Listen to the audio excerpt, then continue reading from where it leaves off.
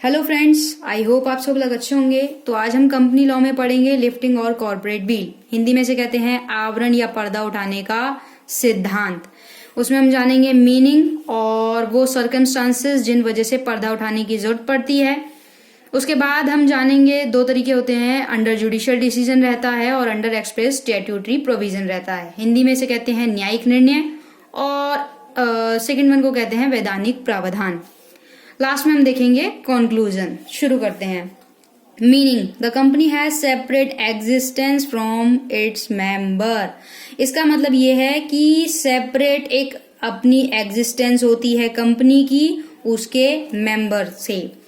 There is a veil between company and its member. बिल्कुल सही कि कंपनी और उसके मेंबर के बीच में एक पर्दा होता है, ठीक है।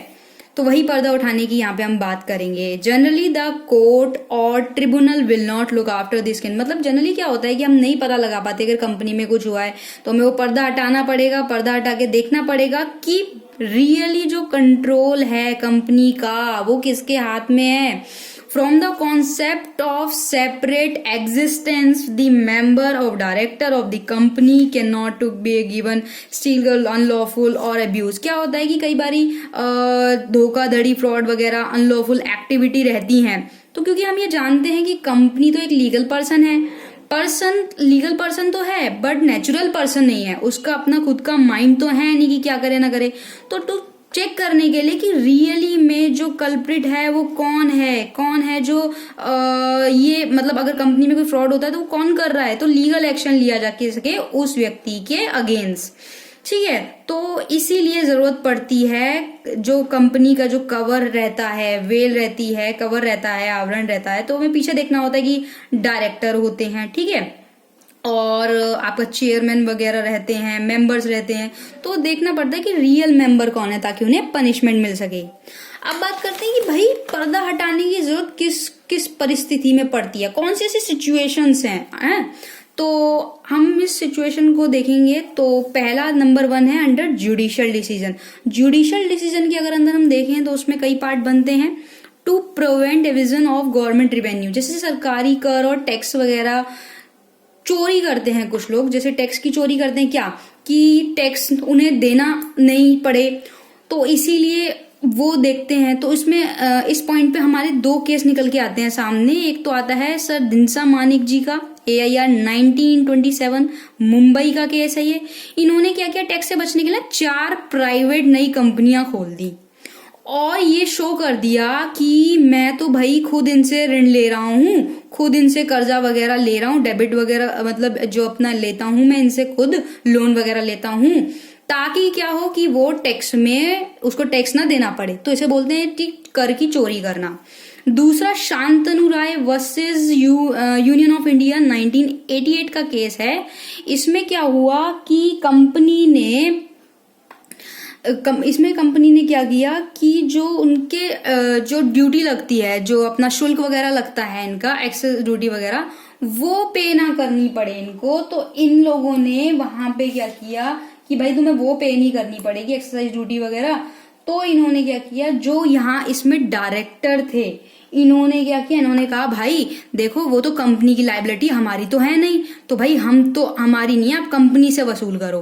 तो भाई सीधी सी बात है, कंपनी एक मेंबर तो नहीं है, लीगल पर्सन तो है बट नेचुरल पर्सन तो नहीं है, तो मुझसे क्यों वसूल करेंगे। तो पर्दा हटाना पड़ता है और देखना पड़ता है कि एक्चुअल में कौन है। एक्चुअल में कौन निकलता है, डायरेक्टर वगैरह निकलते हैं। तो वहां इस केस में ये हुआ, क्लास में कहा गया कि भाई कंपनी लायबल तो है पर उसके पीछे काम कौन कर रहा है, उन्हीं से लेंगे ना टैक्स।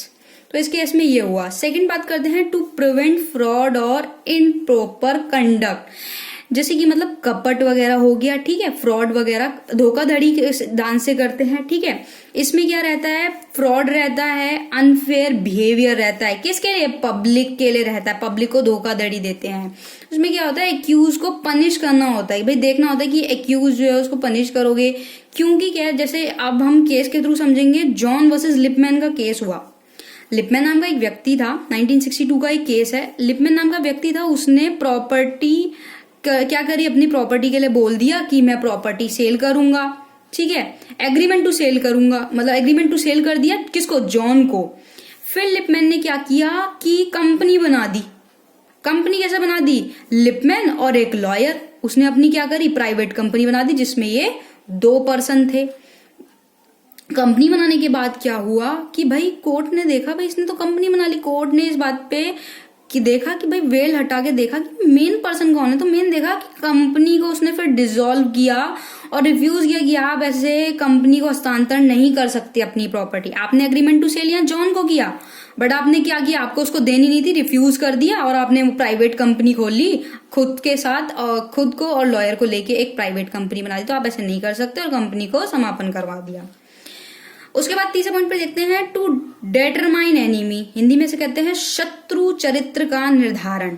जब एक कंपनी क्या करती है इंडिविजुअली, मतलब जैसे कि आप एक शत्रु चरित्र के निर्धारण इस बात से ही समझ सकते हैं, इसमें भी एक केस दिया हुआ है कि जो कंपनी है उसका शत्रु, उस कंपनी का कैरेक्टर क्या होगा। सीधी सी बात है ना, कंपनी कोई पर्सन तो है नहीं, मतलब लीगल पर्सन है बट नेचुरल पर्सन नहीं है, और कैरेक्टर किसके होते हैं, नेचुरल पर्सन के। तो कंपनी तो ना तो शत्रु चरित होती है भाई, ना तो उसका कोई दोस्त होता ना दुश्मन होता।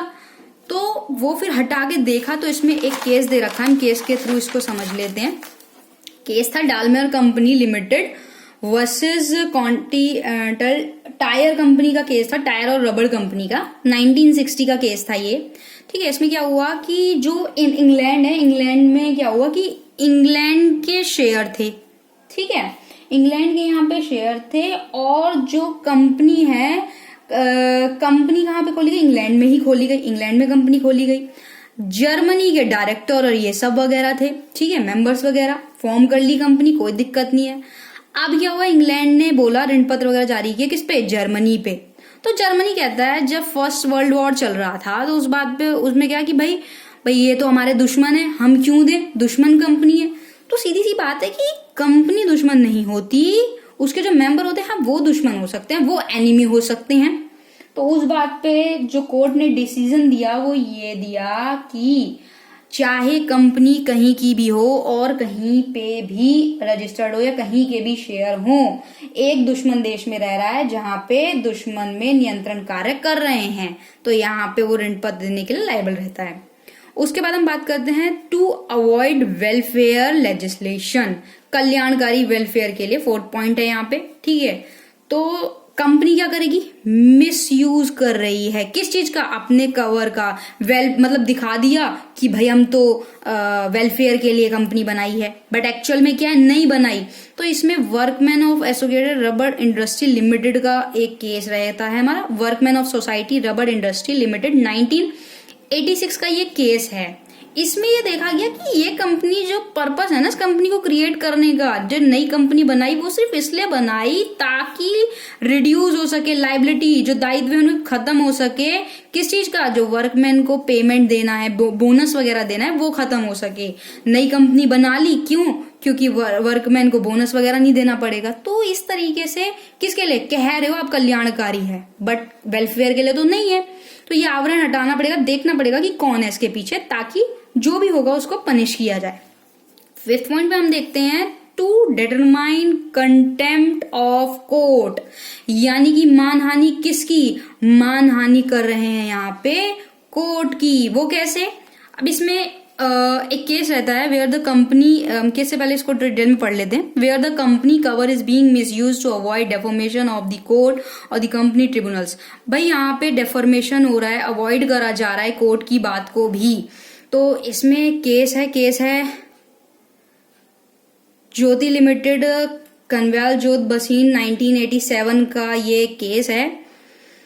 इसमें डिफेंडेंट जो होता है वो एग्रीमेंट टू सेल कर देता है कि मैं अपनी कंपनी जो है 2 मंजिला एक इमारत है, ठीक है, डबल स्टोरी बोलते हैं उसको सेल करेगा। फिर उसके बाद मना कर देता है, ठीक है। फिर मना करने के बाद क्या होता है, कंपनी सेट कर लेता है। कैसे, 2 मेंबर बना लिए कंपनी के, एक डायरेक्टर है और एक चेयरमैन है, प्राइवेट कंपनी बना ली अपनी। उसके बाद ट्रांसफर कर दिया कंपनी को, ठीक है।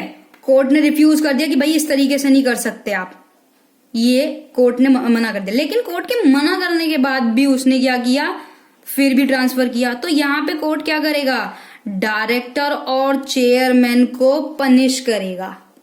वेल हटाएगा, देखेगा मेन कौन है, लिफ्टिंग ऑफ वेल, पर्दा हटा के देखेगा, तो यहाँ पे डायरेक्टर और चेयरमैन को पनिश किया है इस केस में।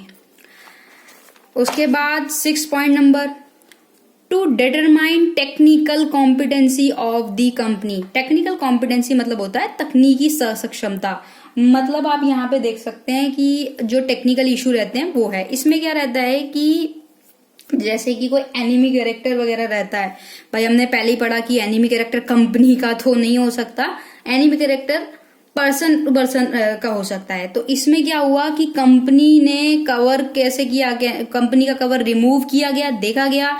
इन the same way the company authority can remove the cover of the company to announce technical competency of the company. इसमें यहाँ पे क्या हुआ कि एक केस है New Horrocks Limited versus Union of India 1927 का केस है। इसमें टेलीकम्युनिकेशन वगैरह का केस रहता है। इसमें क्या हैदराबाद का रहा, उसने प्लेंटिफ को मतलब ये बोल दिया कि जो है टेंडर वगैरह के लिए उसने कह दिया कि हमारे यहाँ पे टेक्निकल इशू है, इस तरीके से नहीं हो पाएगा। तो इसने क्या किया, जॉइंट वेंचर एक कंपनी कर ली, विदेशियों के साथ संयुक्त कर लिया अपना।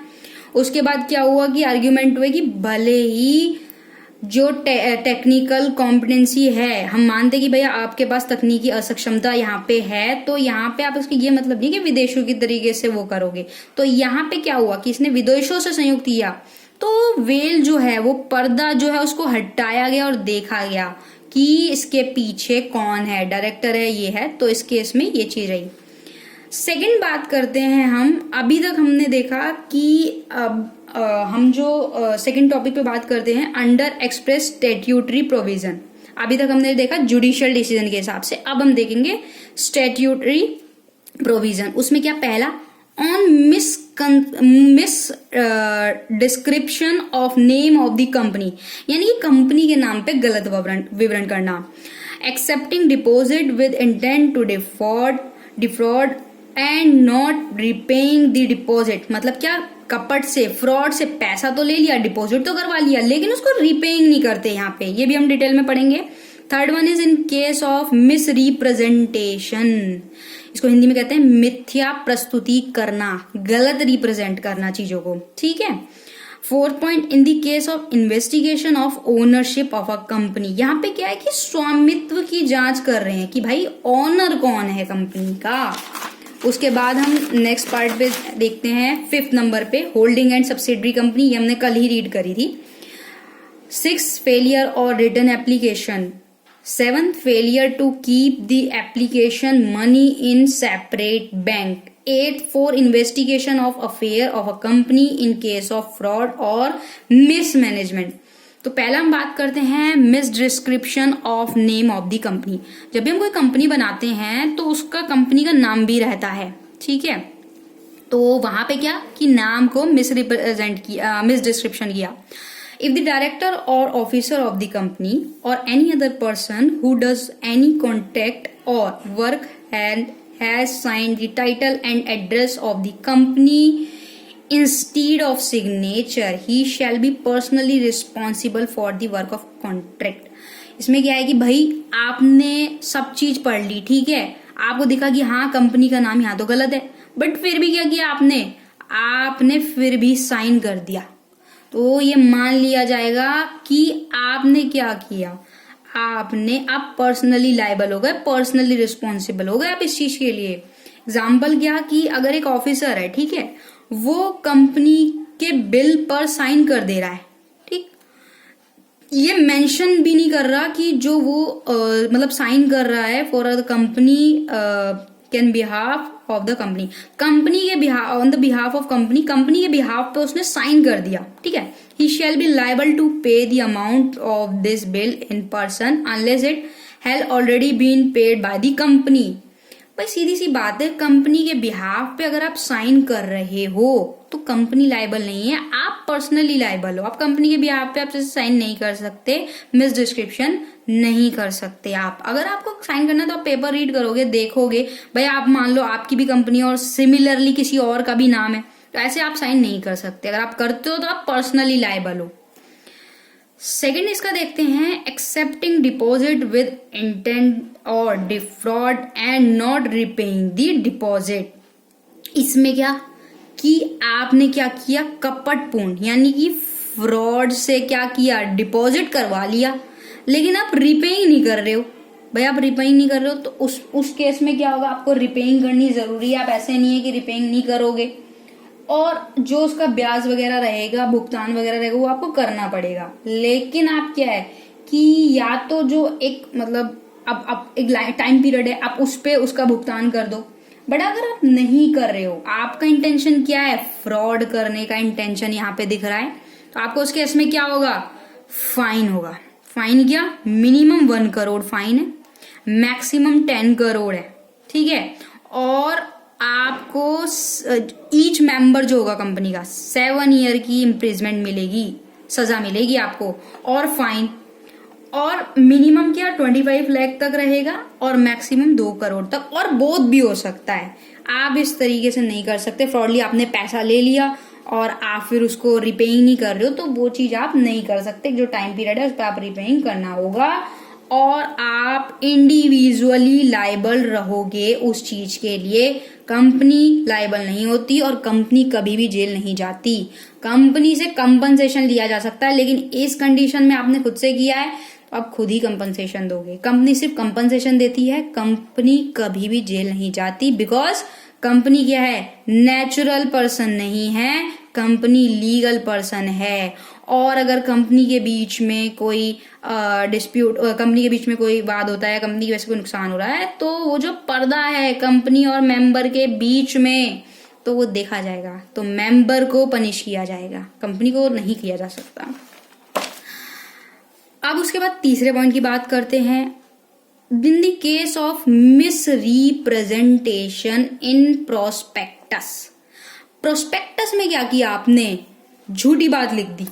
क्यों लिख दी, आपका जो इंटेंशन था वो कैसा था, कपटपूर्ण इंटेंशन था। इससे पहले में हमने पढ़ा कि आपने पैसा वापस नहीं किया, यहाँ पे क्या कपटपूर्ण उद्देश्य है, आपने जो प्रोस्पेक्टस बनाया उसमें क्या हुआ, मिथ्या झूठी बातें लिख दी। क्यों लिखी, क्योंकि आपका कपट करने का, फ्रॉड करने का इंटेंशन यहाँ पे है, ठीक है।